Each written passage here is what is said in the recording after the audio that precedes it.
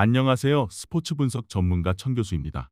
천교수방에서 많은 분들과 좋은 결과 만들고 있습니다.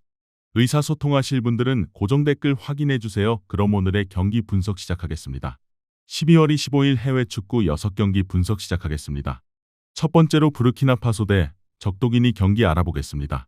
먼저 부르키나파소는 4-5-1 포메이션을 기반으로 중원 숫자 우위를 살려 경기 전체 템포를 자기 쪽으로 끌고 오는 스타일이다. 트라오레는 측면에서 안쪽으로 좁혀 들어오며 볼을 오래 소유해 줄 수 있는 자원이라 사이드에서 시작해 하프 스페이스까지 파고드는 패턴의 출발점 역할을 한다. 플레이메이커 주그라나는 이선 중앙에서 첫 터치가 안정적이고 짧은 패스로 템포를 조절하면서 전후반 내내 공격의 호흡을 관리하는 축이다. 이 주그라나를 중심으로 에이스 우아타라와의 콤팩트한 연계 패턴이 반복되는데 중앙에서 측면으로 열어준 뒤 다시 안쪽으로 파고드는 삼각 구도가 자주 만들어진다. 우아타라는 페널티 박스 측면 하프 스페이스를 노리는 침투 동선이 매우 공격적이라 한 번 속도를 붙이면 수비수 입장에서는 등을 보며 따라갈 수밖에 없는 상황이 자주 발생한다. 전반적으로 라인 간 간격을 촘촘하게 유지한 상태에서 전환 속도와 하프 스페이스 공략을 동시에 가져가는 팀이라 흐름만 잡으면 상대를 장시간 수세에 몰아넣을 수 있는 구조다. 이어서 적도기니는 4-2-3-1 포메이션을 사용하지만 더블 볼란치 간 간격 관리가 깔끔하지 않아 경기 중간중간 수비 블록이 쉽게 찢어지는 약점이 드러난다. 나빌은 이선 중앙에서 전방으로 찔러 넣는 패스를 노리는 스타일이지만 팀 전체 빌드업 템포가 느려지면 본인도 하프라인 근처에서 공만 돌리는 상황에 갇힐 때가 많다. 아수에는 측면과 중앙을 오가며 침투를 시도하는 공격 자원으로 직선적인 움직임은 위협적이지만 주변 지원 숫자가 적을 때는 개인기와 스피드에만 의존하는 경향이 크다. 아코고는 수비형 미드필더로서 400 앞을 보호해야 하는 역할인데 좌우 커버 범위가 넓지 않아 상대가 하프 스페이스를 파고들 때 첫 반응이 한 박자씩 늦는 장면이 자주 나온다. 수비 라인은 오프사이드 트랩을 시도하지만 4명의 발이 완전히 맞지 않아 한 명만 라인을 남기면 그대로 뒷공간이 열리는 불안한 구조가 반복되고 있다. 중원 보호와 박스 수비 통제가 동시에 흔들리는 구조라 강한 연계 플레이를 가진 상대에게는 경기 내내 부담이 쌓일 수밖에 없는 팀이다. 부르키나파소는 중원 라인을 바탕으로 주그라나와 우아타라의 연계를 중심축으로 세우면서 하프 스페이스 침투와 박스 앞 원투 패턴을 꾸준히 반복해 상대를 흔들 수 있는 팀이다. 반면 적도기니는 더블 볼란치와 수비 라인 간 간격 관리가 불안정하고 박스 주변 수비 대처가 매끄럽지 못해 이런 패턴 플레이를 버티기에는 구조적인 리스크가 크다. 이 경기는 부르키나파소가 흐름을 틀어지고 승리까지 이어갈 가능성이 높은 매치라고 정리할 수 있다. 이번 경기 부르키나파소 승을 추천합니다. 핸디 언어버 및 최종 조합은 고정 댓글 링크를 통해 가족방에서 확인해주세요. 두 번째로 알제리 대 수단 경기 알아보겠습니다. 먼저 알제리는 4-3-3을 기본 틀로 가져가면서도 중원과 전방 라인을 촘촘하게 연결하는 빌드업에 강점이 있는 팀이다. 센터 미드필더 부다위는 수비 라인 앞에서 출발해 최전방까지 왕복하는 전형적인 박스투박스 역할을 수행하며 경기 내내 넓은 활동량을 보여준다. 부다위가 하프 스페이스 쪽으로 전진하며 라인을 끌어올리면 곧바로 전방 공격수 구이리에게 깊숙한 스루 패스나 공간 패스를 공급하는 패턴이 자주 나온다. 구이리는 왼쪽 채널과 중앙을 오가며 공을 받는 타입이라 측면에서 안으로 파고들며 슈팅 각을 만들거나 반대로 동료에게 내주는 연계 플레이를 모두 수행할 수 있다. 수비 전환 상황에서도 중원 삼각형 간격을 빠르게 줄이기 때문에 전방에서 공을 잃더라도 곧바로 제압박을 걸어 흐름을 자신들 쪽으로 유지하는 편이다. 이어서 수단은 4-2-3-1 구조로 나서며 기본적으로는 두 줄 수비를 두껍게 세우고 역습에서 승부를 보려는 성향이 강하다.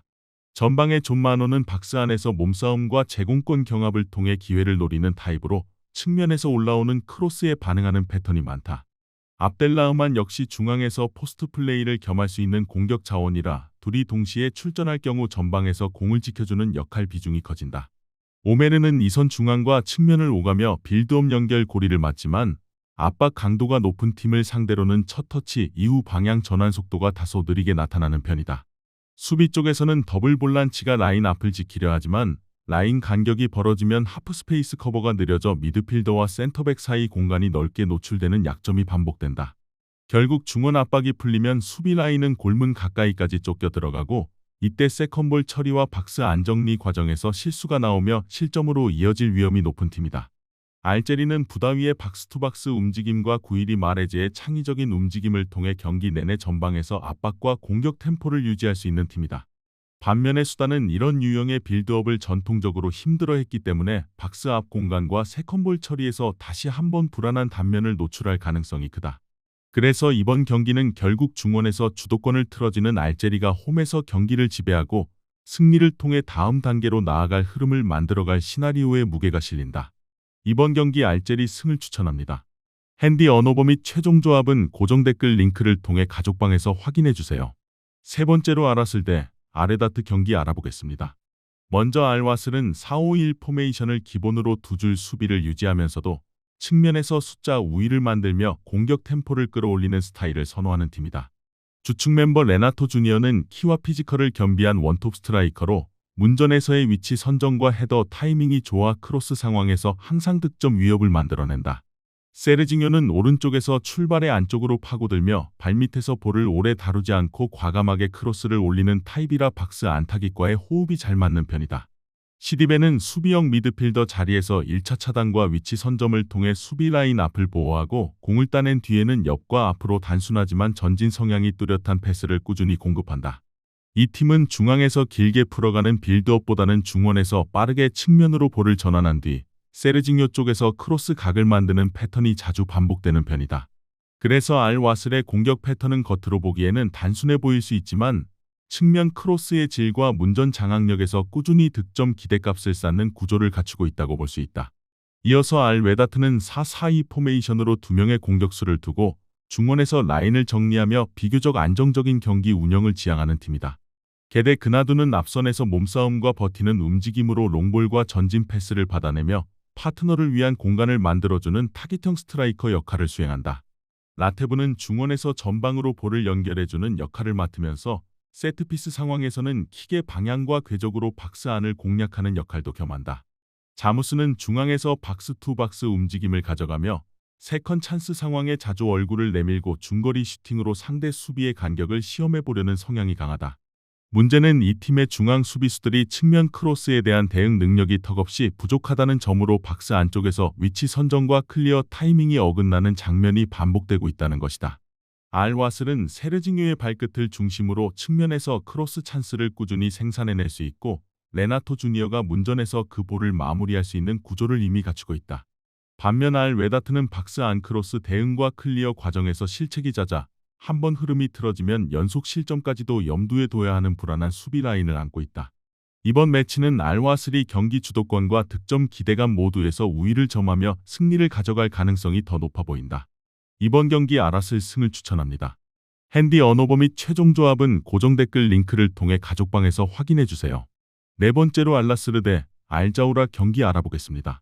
먼저 알나스르는 4-4-2를 바탕으로 라인을 전체적으로 끌어올려 전방에서부터 상대를 압박하며 경기를 장악하려는 스타일을 추구한다.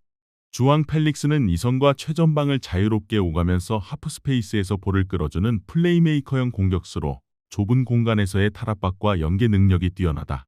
또한 주앙 펠릭스는 측면으로 빠졌다가 안쪽으로 다시 들어오는 움직임을 통해 수비수들의 시선을 분산시키고 동료에게 공간을 열어주는 데도 능한 자원이다. 웨슬리는 상대 센터백과의 몸싸움을 마다하지 않는 타입의 공격수로 등지는 움직임과 박스 안 침투를 번갈아 가져가며 단순하지만 위력적인 피니시를 노리는 유형이다. 다만 라인을 높이 쓰는 팀 특성상 역습 한두 번의 뒷공간이 노출될 수 있는 리스크도 있지만 기본적인 선수 개개인의 기량과 중원 장악력은 확실히 우위에 있는 편이다. 이어서 알자우라는 4-4-2 포메이션을 사용하지만 라인 간격 관리에서 문제를 드러내며 공수 밸런스가 무너진 흐름이 이어지고 있다.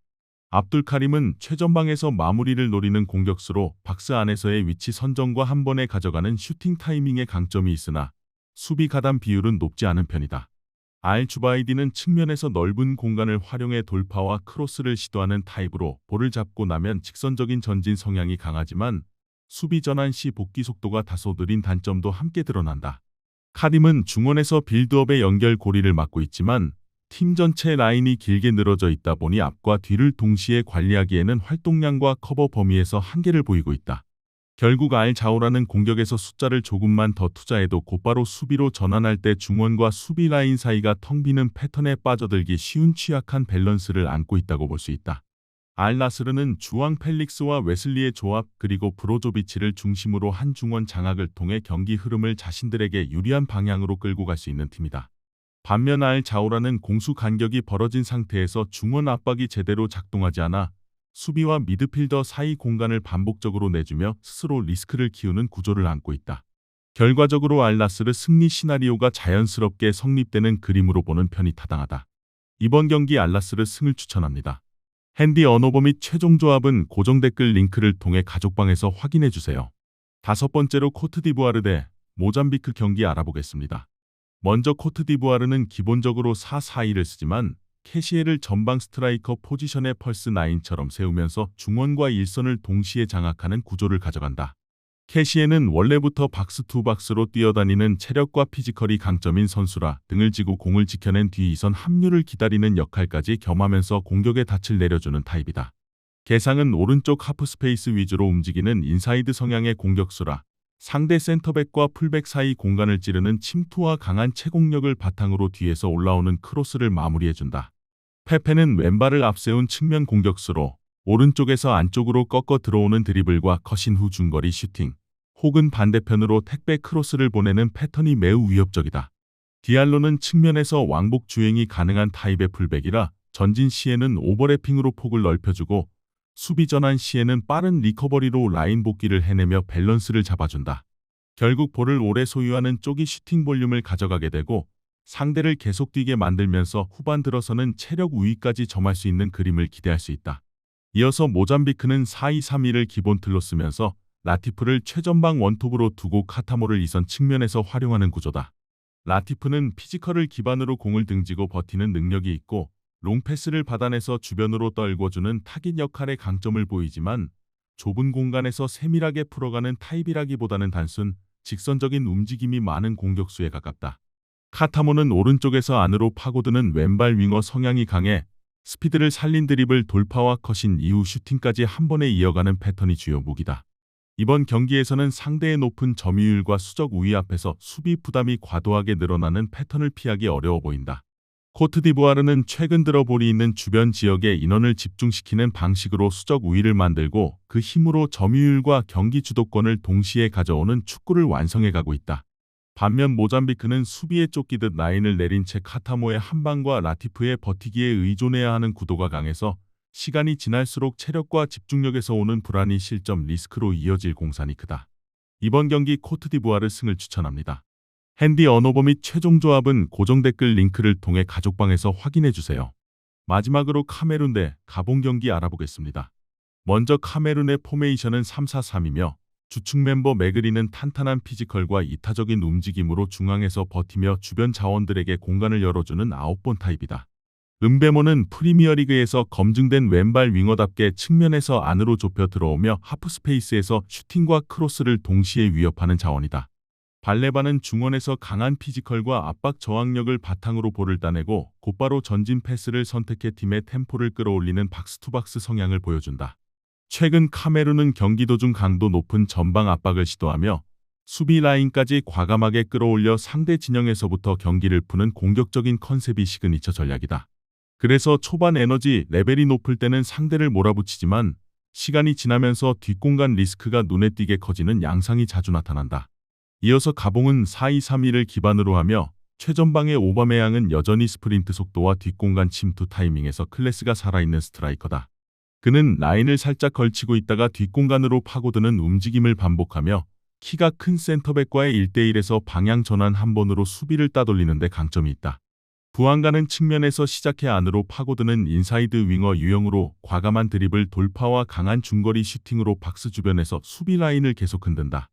레미나는 더블 볼란치 중 한 자리를 맡아 압박 시에는 과감하게 전진의 태클과 인터셉트를 노리고 볼을 잡으면 단순하지만 전진 성향이 분명한 패스로 공격 전환의 첫 단추를 끼운다. 가봉의 수비 블록은 중원 라인에서 한 번 걸러내는 미드블록 형태에 가깝고 라인을 과도하게 올리기보다는 오바메양과 이선 자원들의 속도를 살리기 위한 역습 준비에 초점을 맞춘다. 그래서 전체적으로 라인 관리에 에너지를 쏟기보다는 상대가 라인을 올렸을 때 그 뒷공간을 어떻게 효율적으로 찌를 것인가에 초점을 맞춘 팀이라고 보는 편이 맞다. 카메룬이 보여주는 공격적인 전방 압박과 높은 수비 라인은 볼 점유와 주도권 측면에선 매력적이지만 오늘처럼 발빠른 공격수를 상대한 경기에서는 그대로 독이 될 수 있는 요소다. 반면 가봉은 레미나를 축으로 한 전환 속도와 오바메양, 부안가의 스프린트 조합을 통해 카메룬이 비워둔 뒷공간을 정교하게 찌를 수 있는 전술적 틀을 갖추고 있다. 그래서 이 매치는 흐름 자체가 카메룬의 일방적인 압박 성공보다는 가봉이 역습으로 경기의 중요한 흐름을 가져갈 것이다. 이번 경기 가봉승을 추천합니다. 핸디 언어버 및 최종 조합은 고정 댓글 링크를 통해 가족방에서 확인해주세요. 시청해주셔서 감사합니다. 천교수 가족방 입장은 영상 하단 고정 댓글 확인해주시기 바라며 구독과 좋아요 알림 설정 부탁드리겠습니다. 감사합니다.